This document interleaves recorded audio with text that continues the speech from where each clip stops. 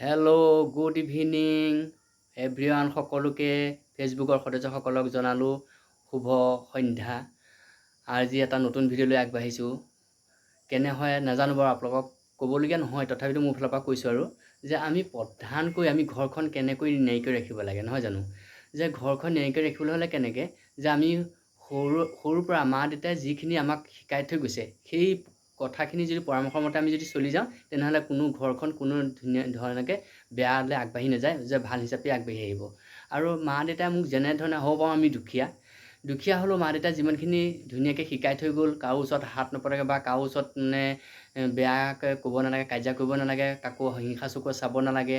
আৰু সেই অনুপাতে মই এনেকৈ চলি আহিছোঁ। আৰু ঈশ্বৰৰ কৃপাত মই কোনো ভকতে মোক বেয়া নাপায়, আৰু মই সকলোকে সমান চকুৰে চাওঁ, আৰু সকলোৱে মোকো তেনেকৈ চায়। আৰু সেইকাৰণে যে ভকতেই ভগৱান আৰু বেলেগ ভগৱান বুলি হিচাপে নাহে। আজি আমি যদি ভকত এজন অহাৰ লগে লগে আমি যদি ভালকৈ দিহা পৰামৰ্শ লৈ পেলাই বা মোক যেনেকৈ দিহা পৰামৰ্শ দিলে শিকালে বা কথা ক'লে সেইখিনি আমি আগ্ৰহ হিচাপে ল'ব লাগে। আৰু আমি ভকতজনক কেনেকৈ শুশ্ৰূষা কৰিবলৈ পঠিয়াব লাগে। আৰু সেই ভকতজনে আশীৰ্বাদ দিয়া মানে ঈশ্বৰে আশীৰ্বাদ দিয়া, নহয় জানো? আৰু সেইকাৰণে কৈছোঁ যে আপোনালোকে সদায় ল'ৰা ছোৱালীক শিকাওঁতেনে ভালকৈ শিকাব, যে ভাল পৰামৰ্শ যে এজন ভকত আহিছে বা বোপাইটো আহাচোন, বা ভকতজনক বহিবলৈ দিয়া, বহি পেলাই সুধিবা ক'ৰ পৰা আহিছে, কি কথা, পানী এগিলাচ দিবা। আৰু তেনেকৈ শিকাই গ'লে ল'ৰা ছোৱালীখিনি ভাল হৈ আহিব। আৰু সেই কথাখিনি শিকাওঁতে এটা সময়ত বয়সত তেওঁ এজন ভাল এটা সংস্থাপনলৈ আহিব। আমি এতিয়া কি হয়, ল'ৰা ছোৱালীখিনি আগবঢ়াই নিদিওঁ, খালি মোবাইলৰ ধান্দা, মোবাইলকে দেখুৱাইছোঁ। কিন্তু ল'ৰা ছোৱালীক ভকতক আহিলে কেনেকৈ ব্যৱহাৰ কৰে সেইখিনি নিশিকোৱাৰ জৰিয়তে আজিকালি ল'ৰা ছোৱালীয়ে কোনো মানুহক পাত্তা নিদিয়া হৈছে, মানে গুৰুত্ব নিদিয়া হৈছে। যে ভকত এজন যে আহিছে বা মাক বাপেকক বিচাৰি আহিছে, কিবা বিচাৰি আহিছে, আমি নাজানো, মানে নকয় মানে যে ভকতজন আহিছে, নাই আমি নাজানো। কিন্তু সেই কথাটো কিহৰ কাৰণে হৈছে, মাক বাপেকে সেইখিনি শিকোৱা হ'লে এতিয়াও সেই বেয়ালৈ নাযায়। আজি সেইকাৰণে কৈছোঁ সকলোকে যে ল'ৰা ছোৱালীখিনি আমি নিজে বেয়া হ'লোঁ, কিন্তু ল'ৰা ছোৱালীখিনিকে আমি ভাল কৰিব লাগে।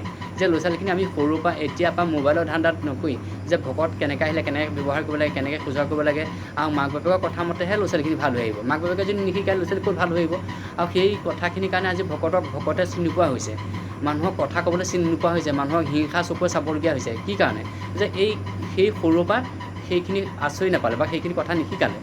আজি মোৰ মা দেউতাই সৰুৰ পৰা হ'লেও লোকৰ ঘৰত খুজি খুৱাই যদিও মোৰ যিখিনি কৰ্ম দি থোৱা শিক্ষা দি থৈ গ'ল, সেইখিনিৰ কাৰণে মই নিজে আজি ভুক্তভোগী। যে মোক কোনো দিনে মই মানুহক বেয়া চকুৰে নাচাওঁ, মোকে বেয়া পাওক কিন্তু মই বেয়া নাপাওঁ। আৰু মই সেই অনুপাতে ভগৱানৰ কৃপাত আজি মই ঈশ্বৰৰ কৃপাত মই ভালে আছোঁ। আৰু মই ভালে থকাটো নহয়, সকলোৱে ভালে থাকক। আৰু সকলোকে মই এতিয়া বাৰম্বাৰ কৈছোঁ যে আপোনালোকে নিজৰ সন্তানখিনিক মোবাইলত চলাবলৈ হাক দিয়া নাই, কিন্তু শুওঁতেনে খাওঁতেনে সিহঁতক শিকাওক যে ভকত আহিলে কেনেকৈ ব্যৱহাৰ কৰিব লাগে, কেনেকৈ কি কৰিব লাগে। আজি ভকত আহিলে মানুহক মানুহ বুলিয়ে চিনি নাপায়, ভকত বুলিয়ে চিনি নাপায়। আৰু সেইকাৰণে সেই ঘৰখন কেনেকৈ ভাললৈ উপনীত হ'ব চাওকচোন। যে উপনীত হ'বলৈ হ'লে আমি ভালকৈ কাৰ্যসূচী হিচাপে ভালকৈ ব্যৱহাৰ কৰিব লাগিব, ভালকৈ শিকাব লাগিব, আৰু তেতিয়াহে ঘৰখন উন্নতি হ'ব। আৰু মাক বাপেক যেনেকুৱা আৰু ল'ৰা ছোৱালীও তেনেকুৱা হৈ আহিব, নহয় জানো? আৰু সেইকাৰণে সুধিছোঁ যে ঘৰখন গৃহিণী বা মই বা মোৰ গৃহিণীৰ সৈতে ভালকৈ মোকামিলা কৰি চলিলে মানে ঘৰখন এনেও ভাল হৈ আহিব। কোনো হাই কাজিয়া হ'ব নালাগে। মানুহক অকণমানতে খং উঠি আহে কিহৰ কাৰণে, যে কথাৰ বিসম্বতাৰ কাৰণে। যে বিসম্বতা কিহৰ কাৰণে হৈছে, তেওঁ কিবা এটা কৈছে আমি বুজি লৈ পেলাই হয় কথাটো নহয়, মই নিজে ভুক্তভোগী বুলি মনে মনে থাকিব লাগে। সেইটো কাৰণে ভাললৈ আহিব। যদি আমি খং ৰাবত যদি মাৰপিট কৰোঁ, তেনেহ'লে ভাল হ'ব জানো ঘৰখন?